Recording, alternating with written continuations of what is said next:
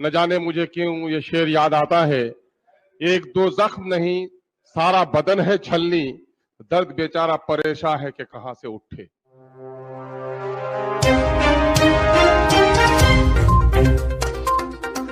कहते हैं दाग अच्छे होते हैं। नमस्कार, मैं मोहम्मद ज़ैफ, आप देख रहे हैं 24 तक न्यूज़। दरअसल ऑल इंडिया मजलिस इत्तेहादुल मुस्लिमीन के ऊपर काफ़ी आरोप लगे हैं, लेकिन एक ऐसा आरोप जो आप बखूब जानते होंगे और आपने सुना होगा, हिंदू विरोधी पार्टी। ये दाग हमेशा लगाया गया कि ये सिर्फ और सिर्फ ये जो पार्टी है ये मुसलमानों की पार्टी है। जो ये दाग लगाया गया है इसे कौन धुल रहा है, ये देखने के लिए आपको पूरी स्टोरी देखनी पड़ेगी। दरअसल बिहार के अंदर चुनाव हुआ था, ये आप सभी को मालूम है, और 5 विधायक ऑल इंडिया मजलिस इत्तेहादुल मुस्लिमीन के चुने गए थे, यानी जनता ने चुना था और उन्हें विधानसभा भेजा था। आज वो 5 विधायक किस तरीके से और किसके लिए आवाज़ उठा रहे हैं सदन के अंदर, ये हम आपको सुनाएंगे और दिखाएंगे। जो बिहार के प्रदेश अध्यक्ष अख्तरुल ईमान हैं, वो ईमानदारी से किसके लिए आवाज उठा रहे हैं सदन के अंदर। मैं कटौती प्रस्ताव के हिमायत में बोलने के लिए खड़ा हुआ और मैं अपनी गुफ्तगू का आगाज करते हुए न जाने मुझे क्यों ये शेर याद आता है। एक दो जख्म नहीं, सारा बदन है छलनी, दर्द बेचारा परेशान है कि कहां से उठे। मैं किसकी बात करूं? मैं इस वक्त सत्ता पक्ष और विपक्ष के लोगों ने एक दूसरे को आईना दिखाया है।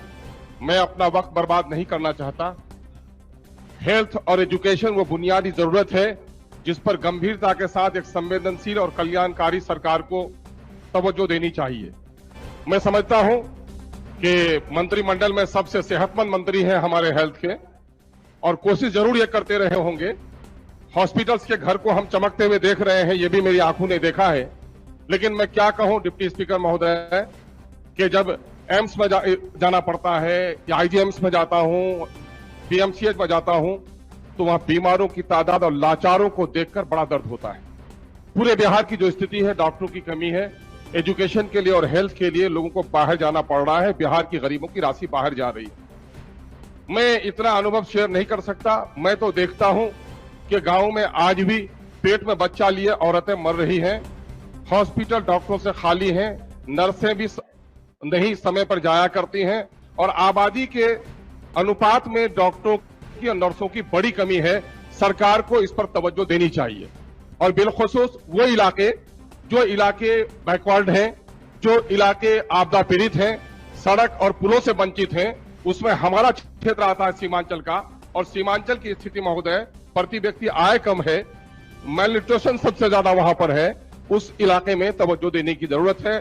चाहे हॉस्पिटल हमारा 94 में बना 22 अनुमंडल महोदय, आज तक इन 28 सालों में भी वहां पर आज तक अनुमंडल का हॉस्पिटल हमारा नहीं बन सका है महोदय। मैं समझता हूं कि मंत्री जी इस पर तवज्जो देने का काम करेंगे। सीमांचल के सारे हॉस्पिटलों का बुरा हाल है, उस पर तवज्जो देने की जरूरत है। जहां तक मैं समझता हूं कि समाज कल्याण का मामला है, तो इनके आंगनबाड़ी की हालत बड़ी खराब है। मंत्री जी को तवज्जो देनी चाहिए। आंगनबाड़ी की जो हालत है, इसमें जो सुपरवाइजर इन्होंने बहाल किया है, तो जितने पहरेदार बने उतने हिस्सेदार बने हैं। 2500 से 3000 रुपए प्रति आंगनबाड़ी वसूल किया जा रहा है, और अगर वो हो रहा है तो मंत्री जी को तवज्जो देनी चाहिए।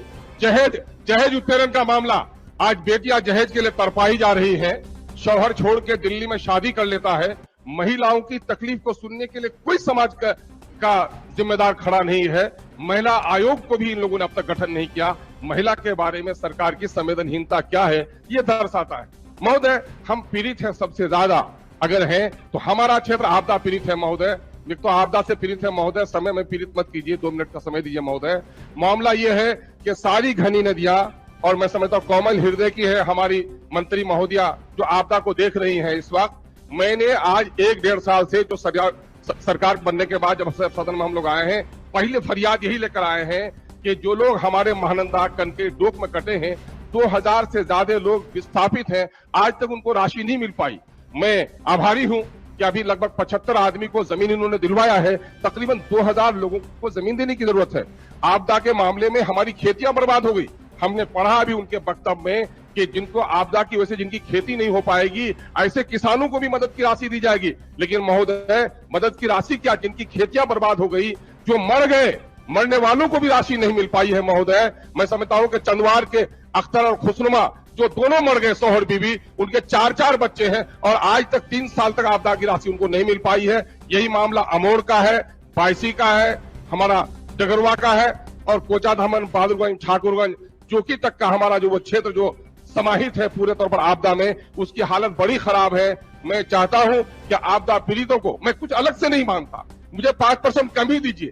मुझे कभी कभी शक होने लगता है कि आपदा के बावजूद भी हमारे माननीय मुख्यमंत्री कहते हैं कि राजकोष पर सबसे पहला अधिकार अगर है तो आपदा पीड़ितों का है। मैं समझता हूं कि हमारे सरकारी जो चाकर हैं, ये कहीं न कहीं से हमारे माननीय मुख्यमंत्री के इस आशा को जमीन पर आने नहीं दे रहे हैं। मैं आपसे निवेदन करता हूं महोदय कि आप सरकार को इस संवेदनशील मामले में निर्देशित कीजिए कि और दूसरा काम नहीं हो सके, लेकिन आपदा पीड़ित जो महिलाएं सड़क पर है, उनके लिए शौचालय नहीं बना है, उनके लिए पानी पीने का पानी नहीं है, घर कट रहा है। अभी हमारे इलाके में 50-60 जगह पर कटाव हो रहा है, लेकिन आपदा से पैसे नहीं मिल पा रहे हैं कि कटाव से हमारे बचाया जाए। महोदय, हम आपसे विनती करते हैं सीमांचल के आपदा पीड़ितों की ओर से कि सरकार को कड़े तौर पर निर्देशित करें कि आपदा से जो लोग पीड़ित हैं उनको नियमावली में जो तय किया है आपने, उस नियमावली के अनुरूप उनकी मदद की जाए। महोदय, मैं आशा करता हूं कि आप आसन की ओर से निर्देशित जरूर करेंगे और जिन मुद्दों की ओर मैंने मंत्री महोदयगण का तवज्जो दिलाया है उस पर भी आप कृपा करेंगे। एक आखिरी बात महोदय कि आयुष्मान भारत 5 लाख तक का आप बीमारों को दवा दे रहे हैं, बड़ी अच्छी बात है, लेकिन महोदय उससे पहले जो खर्च हो रहा है गरीबों का, टेस्ट के नाम पर 10,000 15,000 रुपए वो गरीब नहीं दे पा रहे हैं। बिहार हुकूमत को उसके लिए उपाय करना चाहिए और कैंसर के लिए कम से कम उपाय बिहार में कराइए, हम आपसे निवेदन करते हैं। और यह आखिर बात कि महंगाई में